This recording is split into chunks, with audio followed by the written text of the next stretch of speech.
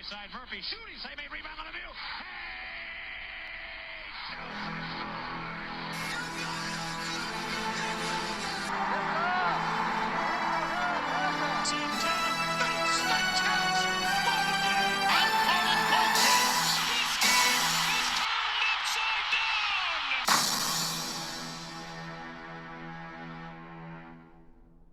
Hey everyone, this is Casey. You are watching the Red Rubber Duckwind All Sports Network. And once again, the Pittsburgh Steelers are on primetime. This time, it's Aaron Rodgers and the New York Jets coming to town. And this is going to be yet another appearance for Rodgers on the primetime stage.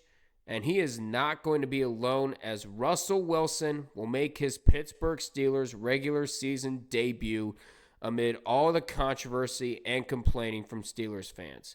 Now, these two have had storybook-worthy battles in the past, and they look for another one on Sunday night. Will it be a fairy tale for the ages? We'll just have to wait and see. But let's start to go over this game. Let's start with the Jets offense first. I say Packers because it looks all too familiar in Green Bay. Of course, there's Aaron Rodgers, as I mentioned. There's Allen Lazard, who had 6 catches for 114 yards, including being the recipient of yet another Aaron Rodgers Hail Mary touchdown to end the first half against the Bills. And in a huge blockbuster, Davante Adams is coming to New York, or should I say New Jersey. He has been, for lack of better terms, unhappy with the Raiders for some reason, and he's been recovering from a hamstring injury, and he makes his return in his first week with an old friend. It's probably a good thing, too, since the Jets have not been having the best of stretches, losing 3 straight. And Rodgers threw for nearly 300 yards, had 2 touchdowns and a pick, so other than the pick, Rodgers has nothing that he could fix. His O-line does need to step up, especially with the names they are going up against on the other side, as they gave up 3 sacks against the Bills, and they will be going up against one of the top scoring and red zone defenses in the league. They do have weapons with Adams and Lazard, and of course, with Garrett Wilson, as he had 8 catches for 107 yards and a touchdown. They should be able to create a hole or two in the Steelers' secondary with those weapons.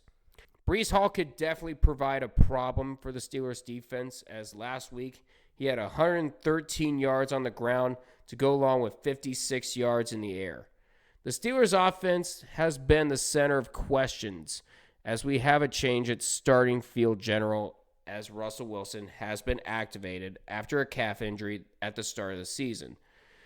And he will take over for Fields on Sunday night. And people were mad at the fact that Tomlin was considering this change, but people need to remember that while Fields has been finding the end zone using his legs, his throwing has not been there recently. Keep in mind he is currently on a streak of double-digit incompletions in games. Even Fields admits he hasn't been at his best.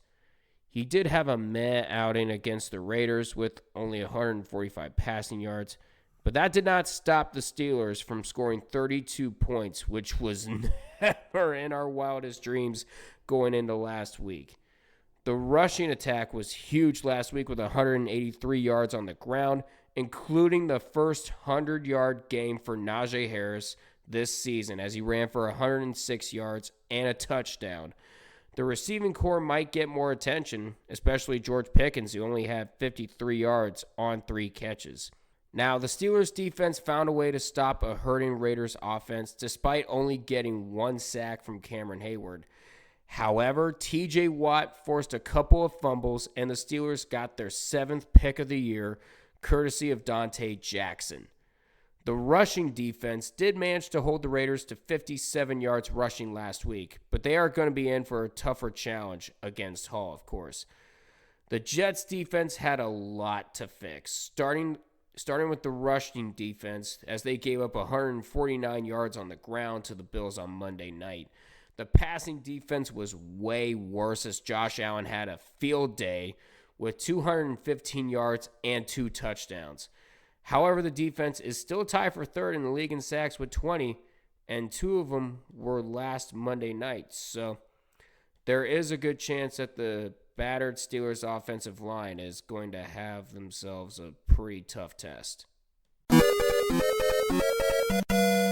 Now, this game is going to be the hardest to predict yet. Both sides have mystery boxes with Adams and Wilson, so this is going to make predicting this game more difficult. Nonetheless, the game is going to go either way. Rodgers and the Steelers go way back, and this is going to be another tasty matchup. Both teams have so much talent on both sides of the ball, and the Jets may be 2-4, but they've lost to notable teams such as the Vikings and Bills. As far as my prediction goes, this is going to have to be the second time this year I pick against the Steelers. I want to be wrong, so do not come over to my house with pitchforks, paintball guns, Molotov cocktails, or whatever. I'm saying the Jets win a close one, 27-24. Sorry, guys. Had to look at both sides. Now, last season, I did a charity drive where I did 17 different charities in 14 different cities throughout the Steelers season because I wanted to highlight people that are doing great things everywhere. For the New York Jets, I chose the Goryeb Children's Hospital, located on the campus of Morristown Medical Center and part of Atlantic Health System's Children's Health. Goryeb Children's Hospital is a nonprofit state-designated children's hospital and earned recognition from New Jersey and the National Children's Hospital Association. With more than 250 community pediatricians on staff and more than 100 board-certified pediatric specialists, they are Northern New Jersey's leading specialized pediatric hospital and number 1 in the state for the treatment of pediatric cancer. Also, I will put a link to the American Red Cross as they continue with rescue efforts for Hurricane Helene, as well as recent events in Florida due to Hurricane Milton. The links will be posted along with the charity for each team going forward. And last but not least, Sunday night will be another joint stream between me and Illogical Canadian, as he does every Thursday, Sunday, and Monday night game. And he is currently close to 500 subs as he strives to reach it by the end of the year. So let's try to get him there. And he's also in the middle of his yearly charity drive for the American Foundation for Suicide Prevention. The link to his drive will be in the description as well.